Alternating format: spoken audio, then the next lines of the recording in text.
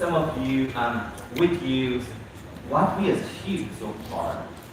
That's the main presentations I just wanted to deliver to you. I thought I have 15 minutes, but the class is 25 minutes. What was correct? 15? Okay, so it's okay.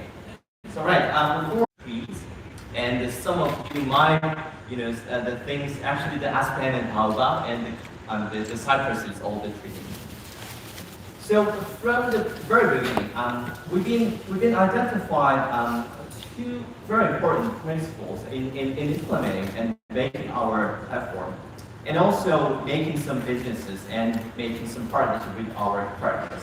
Those are enterprise ready and the service centric. Probably those two words are related to each other, but each of them has a lot of implication. For instance, enterprise ready probably implies the security, reliability, performance, etc. And the service centric probably involves a little bit more user perspective, such as enhanced user experiences or the everything about these users. So then, to define our value propositions, we define Klaytn as a hassle-free hybrid blockchain optimized for services and enterprises. And with that, actually we identified and we addressed a number of different kind of challenges which are related to users and service providers and enterprises. For instance, how we can provide new fresh experiences to the normal people, or the people who haven't had any previous experiences related to blockchain. Probably sometimes that really means inconvenience.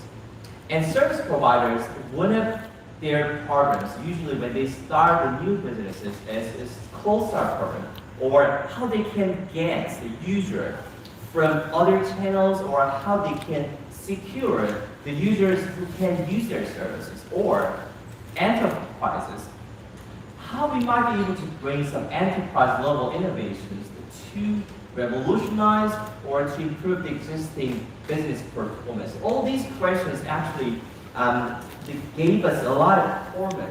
And probably I cannot say we resolved all the challenges, but at least we made quite good progress.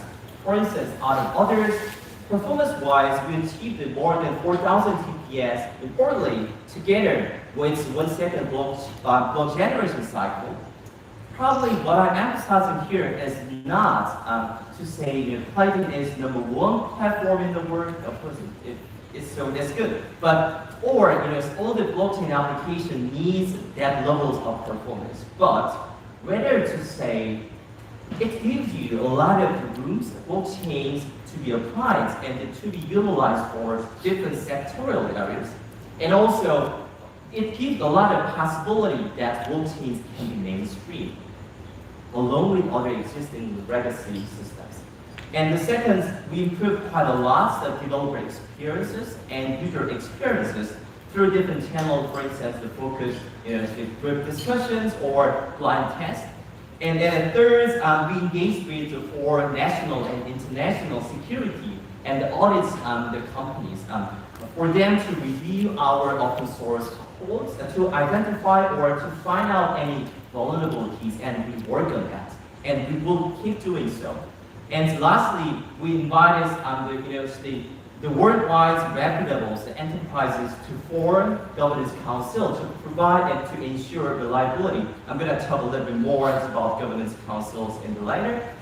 But before I'm talking about the partnership and governance council, I just wanted to stress this is really important things, and we applied strong regulatory compliance in developing our platform, also engaging with business partners and so forth, because we thought this is super important, and this is so important because we want to see Klaytn as the first, as I said in the beginning, say it in the title, blockchains, the Klaytn as the first blockchain platform for everyday life.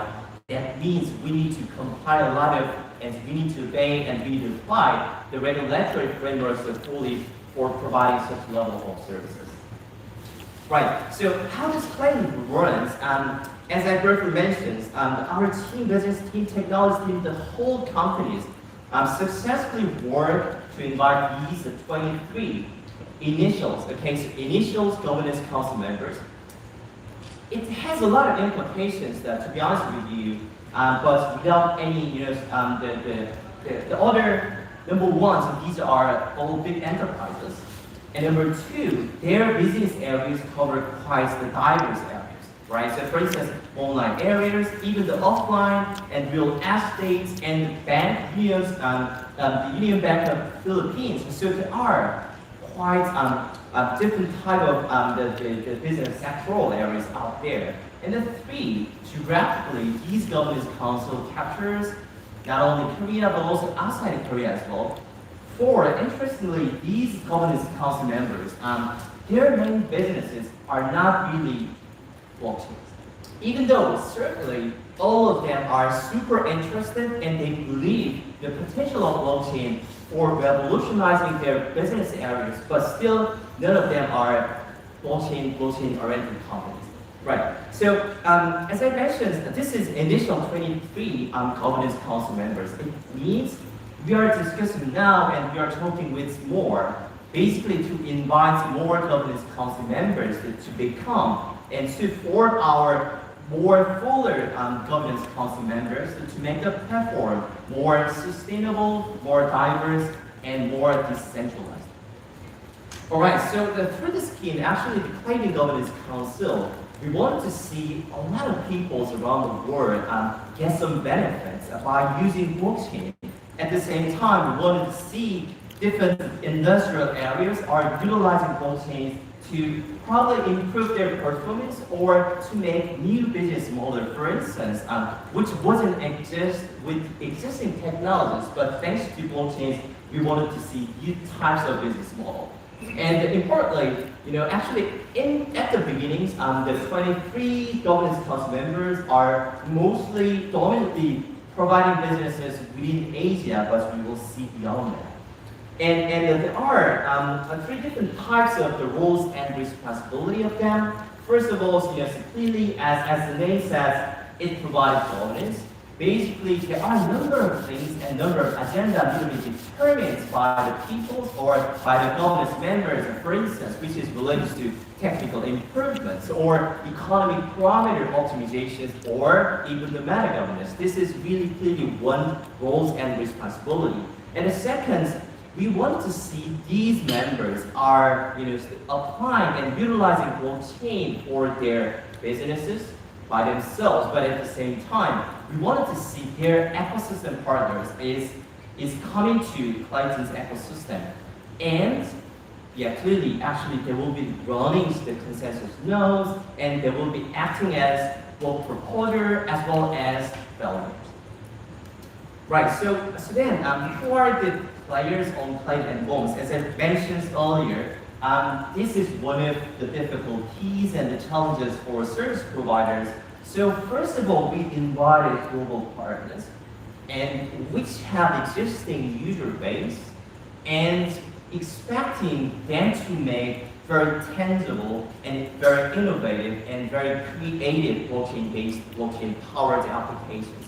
At the moment, up to now, we announced the 51 partners, which is covering probably more than 15 countries. Inherently, actually, the services can be global, but at least these services are covering 15 countries around the world. And these are the goals. You can find more details from different sources, but actually, I just wanted to highlight at least the two things, right? So basically, you see vertically, there are different kind of sectoral areas. For instance, entertainment, and finance, and platform, and payments, and lifestyle, and online games. Basically, when we invite our partners, we try to make some good balance between different sectoral areas. And also, at the same time, you will find a lot of interesting ways to use blockchain. Different partners use different ways. Sometimes they use as a payment, sometimes a reward system, and others use in different ways. So you wanted to find more information from others. So then, how we can make the Klaytn's the ecosystem more sustainable and enriched? There are two representative economic policies we have been developing. One is perfect contributions, Another Klaytn improvement result that is KIR. So basically, we wanted to provide some motivations, or we wanted to provide some incentive mechanisms to ones or parties, the companies, communities who are contributing the Klaytn's ecosystem economically and through the proof of contribution system. Sometimes probably this is not easy. In the beginnings, you are starting with some of the basic metrics. For instance, amount of transactions or amount of the volumes they can bring into the platforms economically, for instance. But and also so you generate new users. There are a lot of metrics, and we need to tune and we need to improve the measurement system. But importantly, and in principles, we try to give some incentive mechanisms to the parties who are contributing into the platform through the proof of contribution mechanism.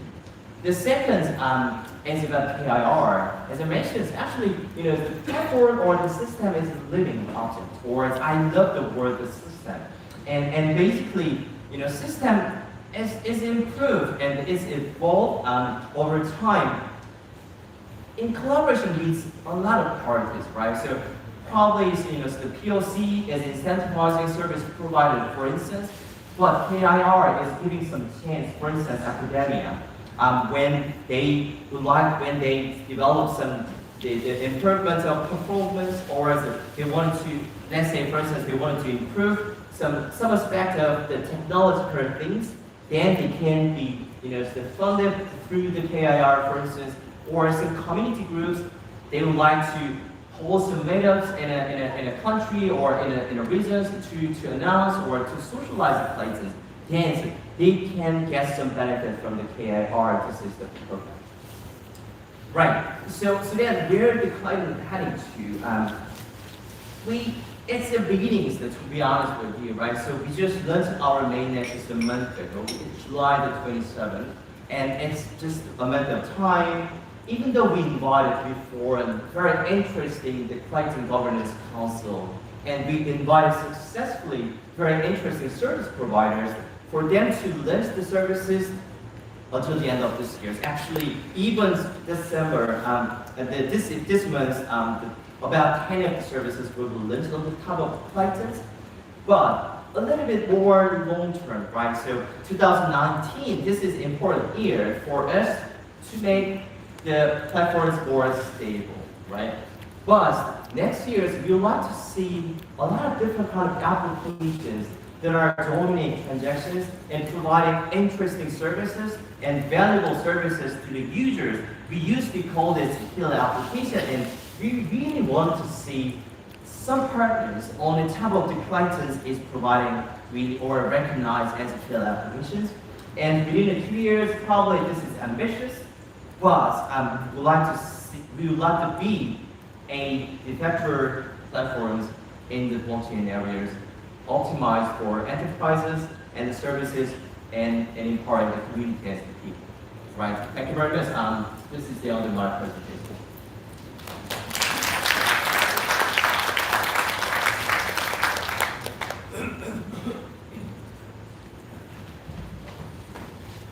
Thank you.